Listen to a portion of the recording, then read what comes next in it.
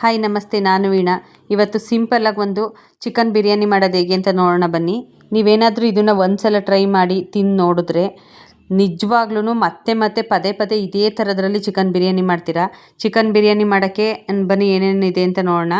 1 kg ಅಷ್ಟು chicken ತೊಗೊಂಡಿದ್ದೀನಿ. ಹಾಗೆಯೇ ಡ್ರೈ ಮಸಾಲೆ, ಪಲಾವ್ ಎಲೆ, ಮರಾಠಿ ಮೊಗ್ಗು, ಚಕ್ಕೆ, ಲವಂಗ, ಸ್ವಲ್ಪ ಅನಾನಸು ಅದನ್ನೆಲ್ಲ ತೊಗೊಂಡಿದ್ದೀನಿ. ಹಾಗೆಯೇ ಸ್ವಲ್ಪ ಹಸಿರು ಮೆಣಸಿನ್ಕಾಯಿ, ಹಾಗೆಯೇ ಒಗ್ಗರಣೆಗೆ ಈರುಳ್ಳಿ, 2 ಈರುಳ್ಳಿನ, 3 ಈರುಳ್ಳಿನ ಹೆಚ್ಚಿಟ್ಕೊಂಡಿದ್ದೀನಿ. ಹಾಗೆ 4 ಟೊಮೊಟೊ, ಸ್ವಲ್ಪ ಹಸಿ ಶುಂಠಿ ಮತ್ತು ಬೆಳ್ಳುಳ್ಳಿ, ಹಾಗೆಯೇ ರುಬ್ಬಕ್ಕೆ ಟೊಮೊಟೊ ಮತ್ತು ಸ್ವಲ್ಪ ಈರುಳ್ಳಿ, ಹಾಗೆಯೇ ಸ್ವಲ್ಪ ಮೆಂತ್ಯ ಸೊಪ್ಪು ಮತ್ತು ಸ್ವಲ್ಪ ಪುದೀನ ಸೊಪ್ಪು, ಹಾಗೆಯೇ ಕೊತ್ತಂಬರಿ ಸೊಪ್ಪು, ಇಷ್ಟನ್ನು ಕೂಡ ತೊಗೊಂಡಿದ್ದೀನಿ. ಎಲ್ಲ ತೊಳೆದು ರೆಡಿ ಮಾಡಿ ಇಟ್ಕೊಂಡಿದ್ದೀನಿ. ಕೊತ್ತಂಬರಿ ಸೊಪ್ಪು ಮಾತ್ರ ಹೆಚ್ಚಿಲ್ಲ, ಲಾಸ್ಟಿಗೆ ಹೆಚ್ಚಿ ಹಾಕ್ತೀನಿ. ಹಾಗೆಯೇ ರೈಸು ನಮಗೆ ಬಿರಿಯಾನಿ ಎಷ್ಟು ಬೇಕು ಅಂತ ನೋಡಿಕೊಂಡು ನೀವು ರೈಸನ್ನ ತೊಗೊಳ್ಳಿ. ನಾನೊಂದು 2 ಗ್ಲಾಸಷ್ಟು ರೈಸ್ ತೊಗೊಂಡಿದ್ದೀನಿ. ಹಾಗೆ ಒಂದು ಮಸಾಲೆ ರೆಡಿ ಮಾಡ್ಕೊಳ್ಳೋಣ ಬನ್ನಿ. ರುಬ್ಬಕ್ಕೆ ಒಂದು ಚಿಕ್ಕದು ಜಾರ್ ತೊಗೊಂಡು 6 ರಿಂದ 7 ಹಸಿರು ಮೆಣಸಿನ್ಕಾಯಿ, 1 ಟೊಮೊಟೊ, 1 ಈರುಳ್ಳಿ, ಹಾಗೆಯೇ ಹಸಿ ಶುಂಠಿ ಮತ್ತು ಬೆಳ್ಳುಳ್ಳಿ, ಹಾಗೆಯೇ ಡ್ರೈ ಮಸಾಲೆ ಏನು ಇಟ್ಕೊಂಡಿದ್ವಿ ಅದನ್ನ ಸ್ವಲ್ಪ ರುಬ್ಬಕ್ಕೂ ಹಾಕೋಣ, ಹಾಗೆ ಒಗ್ಗರಣೆಗೂ ಹಾಕೋಣ. ಹಾಗೆ ಸ್ವಲ್ಪ ಅರಿಶಿನ, ಇದನ್ನೆಲ್ಲ ಮತ್ತು ಜೀರಿಗೆ ಸ್ವಲ್ಪ, ಹಾಗೆ ಇದನ್ನೆಲ್ಲ ಹಾಕಿ ನೀರೇನು ಹಾಕ್ತಾನೆ ಹಾಗೆಯೇ ರುಬ್ಕೊಳ್ಳೋಣ. ಫುಲ್ಲು ನುಣ್ಣಗಾಗಿ ರುಬ್ಕೋಬೇಕು. ನೋಡಿ, ಇಷ್ಟು ಮಸಾಲೆ ಆಗುತ್ತೆ. ನಾನು ತೊಗೊಂಡಿರೋ ರೈಸಿಗೆ ಇಷ್ಟು ಮಸಾಲೆ ಸಾಕಾಗುತ್ತೆ. ಹಾಗೆಯೇ ಸ್ಟವ್ ಹಚ್ಚಿ, ನಾನು ಕುಕ್ಕರಲ್ಲಿ ಮಾಡ್ತಾಯಿಲ್ಲ ಬಿರಿಯಾನಿನ, ಒಂದು ಪಾತ್ರೆಯಲ್ಲಿ ಮಾಡ್ತಾಯಿದ್ದೀನಿ. ಹಾಗೆಯೇ ನಾನು ಇದು ಬಿರಿಯಾನಿಗೆ ಅಂತಲೇ ಎತ್ತಿಟ್ಕೊಂಡಿದ್ದೀನಿ ಪಾತ್ರೆನ. ಹಾಗೆಯೇ ಎಷ್ಟು ಎಣ್ಣೆ ಬೇಕು ಒಗ್ಗರಣೆಗೆ ಅಂತ ನೋಡಿಕೊಂಡು ಎಣ್ಣೆ ಹಾಕ್ಕೊಳ್ಳಿ. ಎಣ್ಣೆ ಬಿಸಿ ಆದ ತಕ್ಷಣವೇ ನಾವೇನು ಡ್ರೈ ಮಸಾಲೆ ಇಟ್ಕೊಂಡಿದ್ವಲ್ವ, ಸ್ವಲ್ಪ ರುಬ್ಬಕ್ಕೂ ಹಾಕ್ಕೊಂಡಿದ್ವಿ. ಹಾಗೆಯೇ ಸ್ವಲ್ಪ ಫ್ಲೇವರ್ಗೆ ಅಂತ ಒಗ್ಗರಣೆಗೂ ಕೂಡ ಸೇರಿಸ್ಕೊತಾ ಇದ್ದೀನಿ. 1 ಪಲಾವ್ ಎಲೆ, 2 ಮರಾಠಿ ಮೊಗ್ಗು, 4 ಪೀಸು ಚಿಕ್ಕದು ಚಕ್ಕೆ, 2 ಲವಂಗ, ಅದನ್ನೆಲ್ಲ ಸ್ವಲ್ಪ ಹಾಕಿ ಫ್ರೈ ಮಾಡಿಕೊಂಡು, ಹಾಗೆಯೇ ಈರುಳ್ಳಿನೂ ಕೂಡ ಹಾಕಿ ಜೊತೆನೇ ಫ್ರೈ ಮಾಡ್ಕೊಳ್ಳೋಣ. ಈರುಳ್ಳಿ ಫುಲ್ಲು ಫ್ರೈ ಆಗಬೇಕು. ಹೆಂಗೆ ಅಂತ ಅಂದರೆ, ಬರೀ ಈರುಳ್ಳಿನಾದರೂ ಎಕ್ಸ್ಟ್ರಾ ಫ್ರೈ ಮಾಡಿ ಎತ್ತಿಡ್ಕೋಬೋದು. ಇಲ್ಲಾಂದರೆ ನಾವೇನು ಸೊಪ್ಪು ಟೊಮೊಟೊ ಎಲ್ಲ ಇಟ್ಕೊಂಡಿದ್ವಲ್ಲ ಅದ್ರ ಜೊತೆನೂ ಕೂಡ ಒಟ್ಟಿನಲ್ಲಿ ಲಾಸ್ಟ್ ಅಷ್ಟರಲ್ಲಿ ಫುಲ್ ಫ್ರೈ ಆಗಬೇಕು ಈರುಳ್ಳಿ, ಆ ಥರ ಫ್ರೈ ಮಾಡ್ಕೋಬೇಕು. ಹಾಗೆಯೇ ಈರುಳ್ಳಿ ಫ್ರೈ ಆಗ್ತಾಯಿದೆ ಅಂತ ಅಂದಾಗ ಏನು ಹೆಚ್ಚಿಟ್ಕೊಂಡಿದ್ವಲ್ಲ ಕೊತ್ತಂಬರಿ ಸೊಪ್ಪು, ಮೆಂತ್ಯ ಸೊಪ್ಪು ಮತ್ತು ಪುದೀನ, ಅದನ್ನು ಕೂಡ ಸೇರಿಸಿ ಚೆನ್ನಾಗಿ ಫ್ರೈ ಮಾಡ್ಕೊಳ್ಳೋಣ. ಅದೆಲ್ಲ ಸೊಪ್ಪಿಂದೆಲ್ಲ ಹಸಿ ವಾಸನೆ ಎಲ್ಲ ಹೋಗಬೇಕು, ಆ ಥರ ಫ್ರೈ ಮಾಡ್ಕೋಬೇಕು. ಒಂದು ಸಲ ಅದನ್ನು ಫ್ರೈ ಮಾಡಿ ಕೈ ಆಡಿಸಿ ಬಿಟ್ಟು ಇನ್ನೊಂದು ಸ್ವಲ್ಪ ಫ್ರೈ ಮಾಡಿ ಆಮೇಲೆ ನೆಕ್ಸ್ಟು ಟೊಮೊಟೊ ಸೇರಿಸೋಣ. ಟೊಮೊಟೊ ನಾನು ಒಂದನ್ನು ರುಬ್ಬಕ್ಕೂ ಕೂಡ ಹಾಕ್ಕೊಂಡಿದ್ದೀನಿ. ಆ್ಯಕ್ಚುಲಿ ರುಬ್ಬಿ ಹಾಕಿದ್ರೆ ತುಂಬ ಟೇಸ್ಟ್ ಇರುತ್ತೆ. ಟೊಮೊಟೊ ಮತ್ತು ಈರುಳ್ಳಿನ ರುಬ್ಬಿ ಹಾಕಿದ್ರೆ ಬಿರಿಯಾನಿಗೆ ತುಂಬ ಚೆನ್ನಾಗಿರುತ್ತೆ ಟೇಸ್ಟು, ಹಂಗೇ ಫ್ರೈಗೆ ಹಾಕೋಕ್ಕಿಂತ. ಹಾಗಾಗಿ ನಾನು ಸ್ವಲ್ಪ ಈರುಳ್ಳಿನೂ ಹಾಕಿದ್ದೀನಿ ರುಬ್ಬಕ್ಕೆ. ಹಾಗೆ ಟೊಮೊಟೊನೂ ಕೂಡ ಚೆನ್ನಾಗಿ ಫ್ರೈ ಮಾಡಿಕೊಂಡು ಆಮೇಲೆ ಏನು ಮಸಾಲೆ ರೆಡಿ ಮಾಡ್ಕೊಂಡಿದ್ವಲ್ವ ಆ ಮಸಾಲೆನೂ ಕೂಡ ಇದಕ್ಕೆ ಸೇರಿಸಿ ಅದನ್ನು ಕೂಡ ಫುಲ್ ಸಿಮ್ಮಲ್ಲಿ ಇಟ್ಕೊಂಡು ಚೆನ್ನಾಗಿ ಫ್ರೈ ಮಾಡ್ಕೊಳ್ಳೋಣ. ಅದು ಚೆನ್ನಾಗಿ ಕುದಿಬೇಕು. ಏನು ಮಸಾಲೆ ಎಣ್ಣೆ ಬಿಡಬೇಕು ಕುದ್ದು. ನೋಡಿ ಅಲ್ಲಿ ಸೈಡಲ್ಲಿ ಎಣ್ಣೆ ಬಿಟ್ಟಿದೆ. ಆ ಥರ ಎಣ್ಣೆ ಬಿಡ್ತಾ ಇದೆ ಅಂತ ಅಂದಾಗ ನಾವೇನು ಇಟ್ಕೊಂಡಿದ್ವಲ್ಲ ಚಿಕನ್ನ ಅದನ್ನು ಸೇರಿಸೋಣ. ಅದಕ್ಕಿಂತ ಮುಂಚೆನೇ ನಾವು ಮಸಾಲೆ ಹಾಕಿದ ತಕ್ಷಣ ಚಿಕನ್ ಸೇರಿಸಬಾರ್ದು. ಚಿಕನ್ನು ಹಾಕೋಕ್ಕಿಂತ ಮುಂಚೆ ಮಸಾಲೆಯಲ್ಲಿ ಫುಲ್ಲು ಮಸಾಲೆ ಡ್ರೈ ಆಗಿ ಅದರಲ್ಲಿ ಎಣ್ಣೆ ಬಿಡಬೇಕು. ಆಮೇಲೆ ನಾವು ಚಿಕನ್ ಸೇರಿಸ್ಬೇಕು. ಚಿಕನನ್ನು ಹಾಕಿ ಅದನ್ನು ಕೂಡ ಒಂದು 5 ನಿಮಿಷ ಫ್ರೈ ಮಾಡಿಕೊಂಡು, ತುಂಬ ಫ್ರೈ ಮಾಡೋದು ಬೇಡ, ಒಂದು 5 ನಿಮಿಷ ಫ್ರೈ ಆದ ತಕ್ಷಣವೇ ಎಲ್ಲ ಮಿಕ್ಸ್ ಮಾಡಿ ಉಪ್ಪು ಸೇರಿಸ್ಬಿಡ್ಬೇಕು. ಈಗಲೇ ಉಪ್ಪು ಸೇರಿಸ್ಬೇಕು.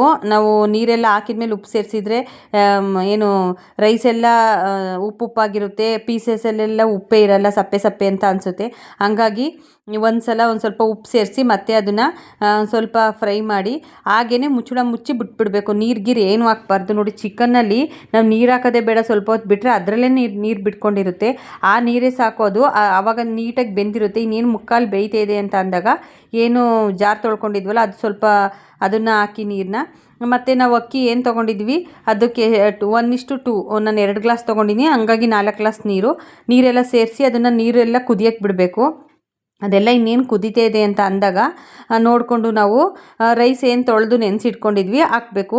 ರೈಸ್ನ ಸ್ವಲ್ಪ ನಾವು ಇದನ್ನೆಲ್ಲ ರೆಡಿ ಮಾಡೋಕ್ಕಿಂತ ಮುಂಚೆನೇ ರೈಸ್ನ ನೆನೆಸಿ ಇಟ್ಕೊಬಿಟ್ರೆ ತುಂಬ ಚೆನ್ನಾಗಿ ಬರುತ್ತೆ ಬಿರಿಯಾನಿ. ನಾವು ಎಷ್ಟು ಚೆನ್ನಾಗಿ ರೈಸ್ನ ನೆನೆಸ್ತೀವಿ ಅಷ್ಟು ಚೆನ್ನಾಗಿ ಉದ್ದುದ್ರಾಗಿ ಬರುತ್ತೆ ಬಿರಿಯಾನಿ.